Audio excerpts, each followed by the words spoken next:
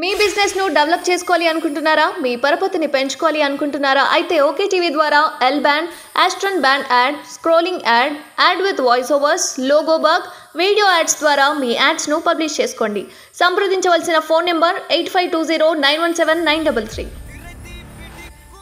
Sir మనస్ఫూర్తిగా చెప్పండి, ఇంతసేపు మనం బీఆర్ఎస్ గురించి మాట్లాడుకున్నాం, మేము మిత్రులు కేసీఆర్ గారి గురించి మాట్లాడుకున్నాం. 6 గ్యారెంటీలు కాంగ్రెస్ పార్టీ లోకల్ బాడీస్ కానీ, గ్రౌండ్లో కానీ, గ్రామ పంచాయతీల స్థాయి కానీ చాలా తిడుతున్నారు కాంగ్రెస్ని.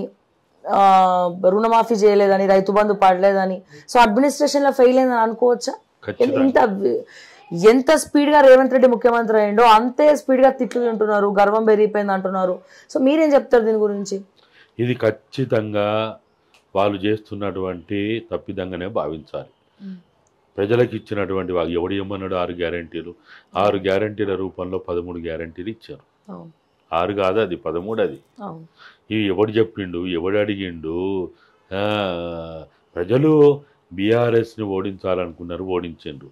ఈ వీళ్ళ గ్యారెంటీలను చూసో, వీళ్ళ ఉపన్యాసాలను చూసో, వీళ్ళ ప్రచార హోరును చూసో కాదు. ప్రజలు ఎప్పుడూ నిర్ణయించుకున్నారు.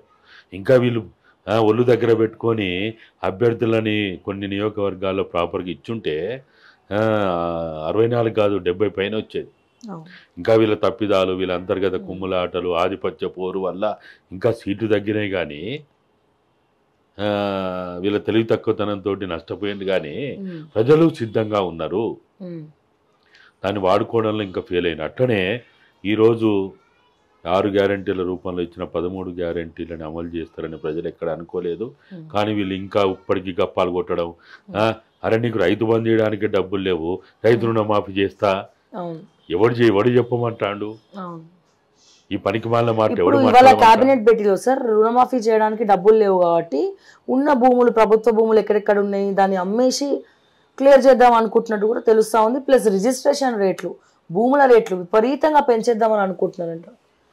సో అంటే సామాన్యులకు అందుబాటులో ఉంటాయా ఇంకా రేట్లు? అంటే ఇవన్నీ చేయడం వల్ల ప్రజలు వీళ్ళు ఏమనుకుంటారంటే మేము ప్రజలంటోళ్ళు పిచ్చోళ్ళు, గొర్రెలు, మేమేం చేసినా నడుస్తుందని వీళ్ళు అనుకుంటారు.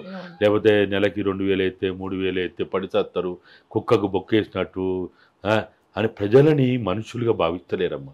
ఓటర్లని ప్రజలు, నాయకులు ప్రజలుగా భావిస్తలేరు. ఒక అతి నీచంగా మేము డబ్బులు ఇస్తున్నాం, మాకు డబ్బులకు ఓట్లేస్తాండు, డబ్బులు అయిపోతే ఓట్లేస్తారా అనే కాడుకున్నారు. నెలకు మేము 2000 ఇస్తున్నాం, అది మేము ఇంట్లోంచి ఇచ్చినట్టు. 3000 ఇస్తున్నాం, మేము వాళ్ళు పెళ్లి చేసుకుంటే డబ్బులు ఇస్తున్నాం, ఇంకేస్తున్నాం బంగారం ఇస్తున్నాం, ఉచితంగా బస్సుల్లో ప్రయాణం చేస్తున్నాం. అరే నువ్వెవర్రా నువ్వు మాట్లాడడానికి? ఉచితంగా బస్సుల్లో ప్రయాణం చేస్తూ నీ ఇంట్లో ఇస్తున్నావా? నువ్వు, నీ భార్య, నీ పిల్లలందరూ కష్టపడి చెమటోడ్చి రెక్కలు ముక్కలు చేసుకుని ఏమన్నా ఇస్తాండ్రా? ఎందుకు ఏమి ఇస్తున్నారు మీరు? కాదు కదా. సొల్యూషన్ ఏంది మరి? ఇప్పుడు డబ్బులు లేవు ఖజానాలో, మళ్ళీ అప్పు చేద్దామంటారు. 3000 కోట్లు 30,000 కోట్లు ఏకంగా తీసుకొద్దాం అనుకుంటున్నారు. రిజిస్ట్రేషన్ ఛార్జీలు పెంచేద్దాం అనుకుంటున్నారు.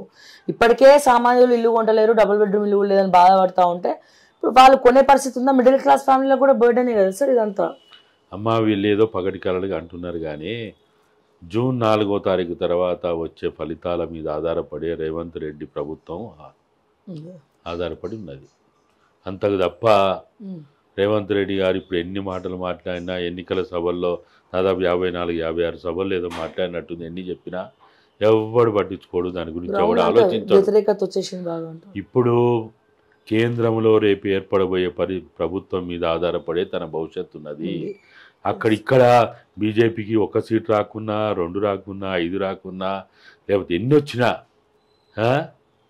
కేంద్రంలో కనుక మోడీ అమిత్ షాల ప్రభుత్వం వస్తే రేవంత్ రెడ్డి ప్రభుత్వం అనేది గడ్డు కాలం ఉంటుంది. మీరు అన్నట్టు అప్పులు పుట్టవు. అప్పులు పుట్టుడు సంగతి పక్కన పెట్టు, కేంద్రం దగ్గర నుంచి తెచ్చుకోవాల్సిన నిధులు కూడా తెచ్చుకోలేడు. ఫస్ట్ వాళ్ళు ఓల్డ్ సిటీని ప్రయోగశాలగా చేసి ఇక్కడ ఒక అనిశ్చిత వాతావరణం సృష్టించడానికి ఒక భయంకరమైనటువంటి ఆందోళనకరమైనటువంటి పరిస్థితి సృష్టిస్తారు ఇక్కడ.